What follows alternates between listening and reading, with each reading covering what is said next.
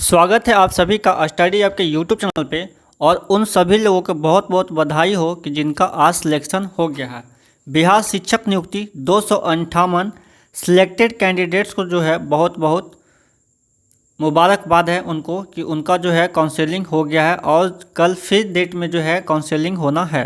तो उससे पहले एक आवश्यक सूचना है जो आप सभी को जानना चाहिए, देख लीजिए।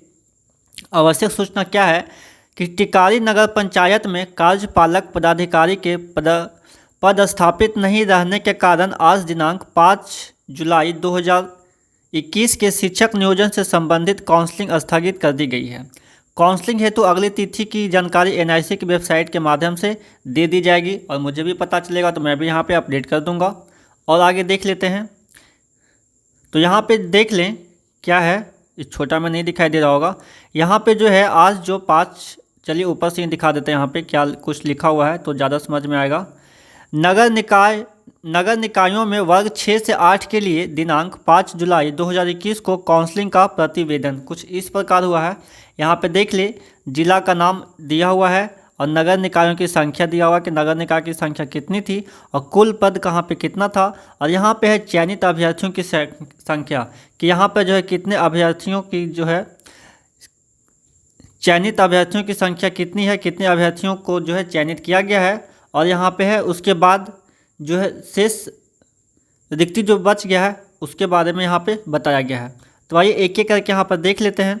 उसके बाद नीचे में आते हैं तो कुल जो था यहाँ पे टोटल सीट आपका 390 और नियोजन इकाई 71 था, जिसमें 390 में से 258 को चयनित कर लिया गया है।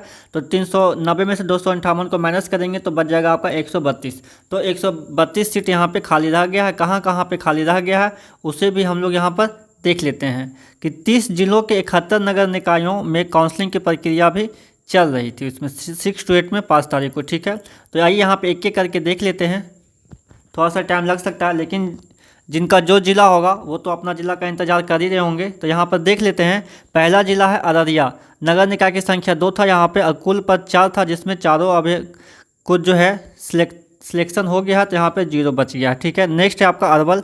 नगर निकाय की संख्या 1 है। नगर निकाय की संख्या मैं छोड़ देता हूँ, आप यहाँ पर देख लेंगे और इसे मैं टेलीग्राम के चैनल पर दे दूँगा। आप वहाँ पर जा करके जो है डाउनलोड इसे कर सकते हैं आपको ज़रूरत हो तो चलिए इसे मैं छोड़ दूँगा।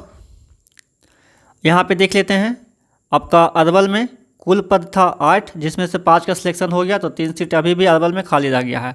औरंगाबाद में जो है 22 सीट था, जिसमें 16 भर चुका है तो आपका 6 खाली रह गया है। बांका में देख लेते हैं। बांका में जो है कुल पद 2 था, जिसमें से 1 भरा है, 1 अभी यहाँ पे खाली रह गया है। बेगूसराय में जो है 19 सीट था टोटल, जिसमें से 15 भरा है, 4 यहाँ पे खाली रह गया है। तो जहाँ जहाँ पे सीटें खाली रह गई है वहाँ पे ध्यान दीजिएगा, क्योंकि फिर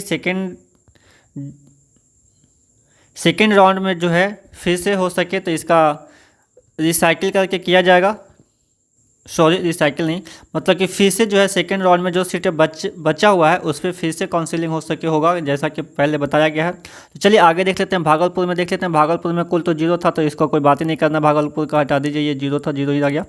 भोजपुर में देख लेते हैं। भोजपुर का भी 0 रह गया। बक्सर का यहाँ पे 6 सीटें कुल थी, जिसमें से 6 का सिलेक्शन हो गया तो 0 यहाँ पे बचा। उसके बाद आता आपका दरभंगा का 0 रह गया। पूर्वी चंपारण का 3 था। पूर्वी चंपारण का आपका जो है 14 सीट था, जिसमें से 8 भरा है तो 6 खाली रह गया है। नेक्स्ट है आपका गया का जो है 5 सीट था। ठीक है, तो 5 का 5 यहाँ पे भर गया है, 0 खाली रह गया है। गोपालगंज का जो है 1 भी नहीं है। जहानाबाद का भी 1 भी नहीं है। आपका जमुई का यहाँ पे है। टोटल जो है यहाँ पे 4 सीटें थी, 4 में से 3 भरा है तो 1 यहाँ पे खाली रह गया है। कैमूर का जो है 12 सीट था, जिसमें से 7 भरा है और 5 खाली रह गया है। और कटिहार का जो है 28 सीट था, जिसमें से 24 भर चुका है तो 4 सीटें यहाँ पे खाली रह गया है। किशनगंज में जो है 21 सीट था टोटल, जिसमें से 13 भरा है तो 8 सीटें जो है खाली रह गई है। आपका खगड़िया का देखें। खगड़िया में जो है 4 सीटें थी, जिसमें से 3 भरा है तो 1 खाली रह गया है। उसके बाद खगड़िया के बाद आते हैं तो अभी काफ़ी लिस्ट लंबा है, टाइम लग सकता है, फिर भी देख लेते हैं। खगड़िया के बाद आपका आता है लखीसराय, जिसमें से 0 है आपका। मधेपुरा का जो है आपका टोटल सीट जो है 7 था, 7 में से 5 भरा तो 2 खाली रह गया है। ठीक है, मधुबनी में सीट था आपका 5 तो 5 भी भर गया है तो 0 रह गया है आपका।